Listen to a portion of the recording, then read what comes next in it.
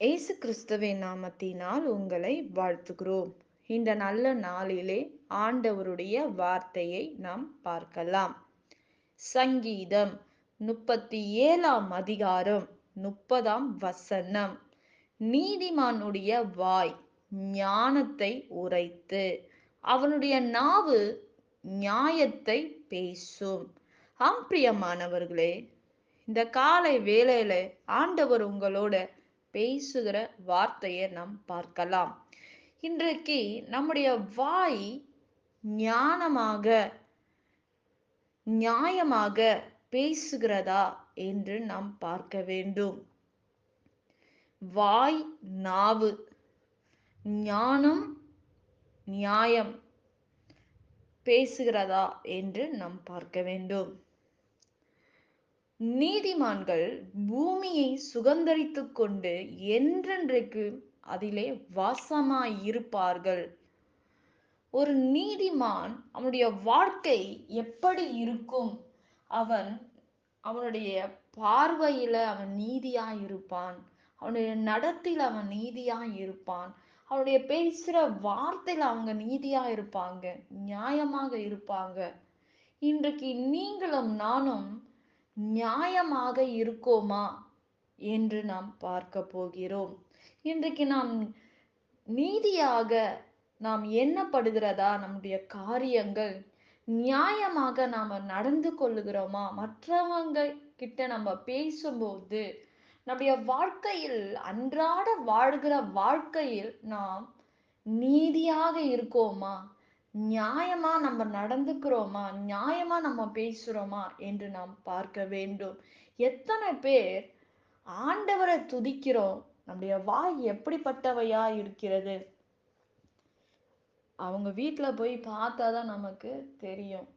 நமக்கு முன்பாக அ- பரிசுத்தவான்களை போல ரொம்ப ஆண்டவர்கிட்ட ரொம்ப பாசமா, ரொம்ப ஆண்டவர்கிட்ட ஒரு பரிசுத்த ஜீவியத்துல வாழுறத போல நமக்கு முன்பாக நடிக்கிறாங்க.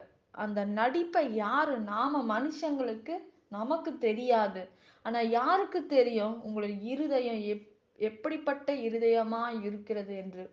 உங்களை உருவாக்குற தேவனுக்கு தெரியும்.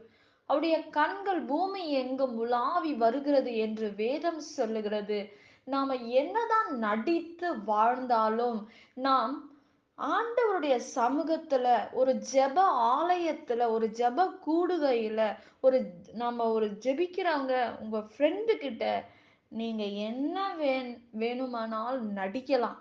ஆனா அவங்க நம்புவாங்க. ஆனா ஆண்டவர் நம்புவாரா? நம்ம ஏன் நம்முடைய வாழ்க்கையில அங்க மட்டும் நீதியா பேசிட்டு உங்களுடைய தனிப்பட்ட வாழ்க்கையில நீ நீதியா இல்லாம ஒரு வாழ்க்கை வாழும்போது, நியாயமா நீ பேசாதபடி அநியாயத்துக்கு நீ உன்னுடைய நாவு பேசி பேசி இருந்தால் நீ நன்மையை பார்க்க முடியாது.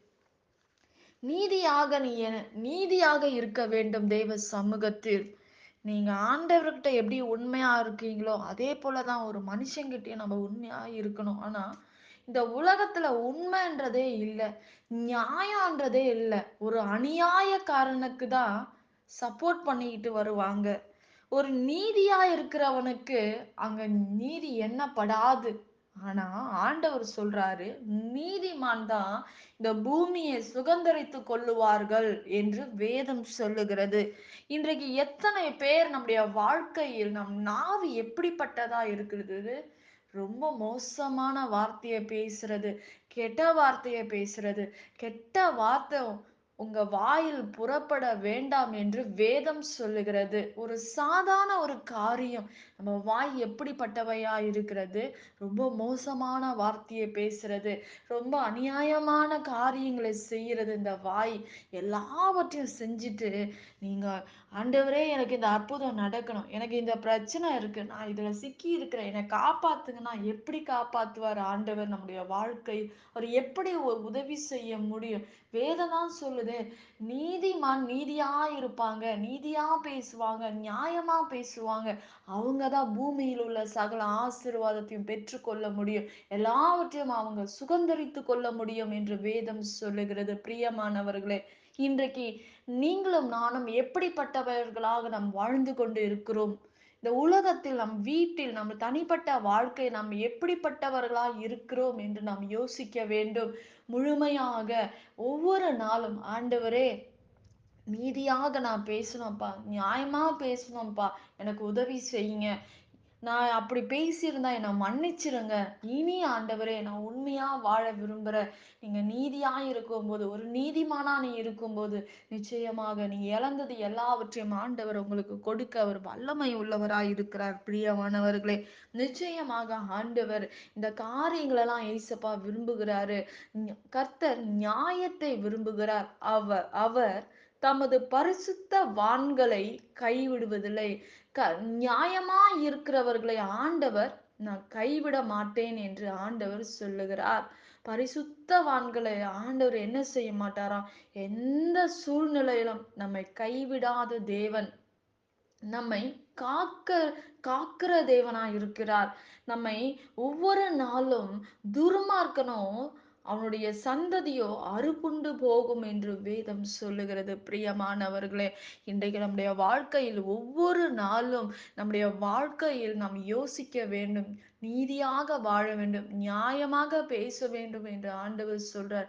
நீ நீதிமானா இருக்கும்போது நீ பூமியை சுதந்தரித்து கொள்ள முடியும். பூமியில் உள்ள சகல ஆசீர்வாதத்தை நாம் பெற்றுக்கொள்ள முடியும். நம்முடைய வாய் எப்படிப்பட்டவையா இருக்கிறது? நாம் ஆண்டவரிடத்து ஒப்பு கொடுக்க வேண்டும். நீங்க ஒப்பு கொடுக்கும் போது நிச்சயமாக ஆண்டவர் பூமியில் உள்ள சகல ஆசீர்வாதத்தை நாம் பெற்றுக்கொள்ள முடியும். பிரியமானவர்களே, நாம் ஜெபிக்கலாம். பரலோகத்தில் வாசமா இருக்கிற அன்பின் பிதாவே, உங்க நாமம் மகிமைப்படுவதாக, உங்க ராஜ்யம் வருவதாக. ஆண்டவரே, இந்த நாளை உங்க கரத்துல ஒப்பு கொடுத்து நாங்கள் ஜெபிக்கிறோம்.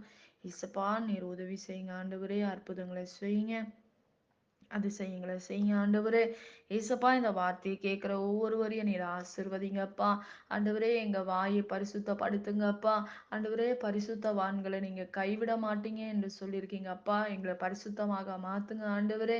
ஏசப்பா, நாங்க நீதியாக பேசணும், நியாயமா நடந்து கொள்ளணும்ப்பா. நீர் எங்களுக்கு உதவி செய்யுங்கப்பா. ஆண்டவரே, ஒரு பாவிக்கோ, ஒரு விபச்சாரக்காரனுக்கோ, ஆண்டவர் பொல்லாதவர்களுக்கோ ஏசப்பா, நாங்கள் ஆண்டவரே அவர்களுக்கு ஆண்டவரே, ஆண்டவர் நாங்கள் நீதியா பேசக்கூடாதுப்பா. ஆண்டவரே ஏசப்பா, உங்க வார்த்தை ஆண்டவரே, உங்க வல்லமை இந்த நாள்ல இறங்கட்டும் ராஜா. ஆவியானவரே, பரிசுத்தவான்களை ஆண்டவரே நீ கைவிடாத தேவனாய் இருக்கீங்க அப்பா. இந்த நேரத்துல ஆண்டவர் உங்க கரம் ஏசப்பா, உங்க வல்லமை இந்த நாள்ல எங்கள் மத்தியில இறங்கட்டும் ஆண்டவரே. இயேசுப்பா, உங்க கரத்துல முழுமையாக ஒப்பு கொடுக்கிறோம். இந்த வார்த்தையை கேட்கிற ஒவ்வொருடைய வாழ்க்கை நீர் மாற்றுங்க. எங்களையும் நீங்க மாத்துங்கப்பா. எல்லாவற்றையும் உங்க சமூகத்துல ஒப்பு கொடுக்கிறோம். அவங்க தேவையெல்லாம் சந்திங்க, பொறுப்பெடுத்துக் கொள்ளுங்க. இயேசுவின் நாமத்தில் வேண்டுகிறோம் எங்க நல்ல பிதாவே. ஆமென். கர்த்தர் தாமே உங்களை ஆசீர்வதிப்பாராக. ஆமென்.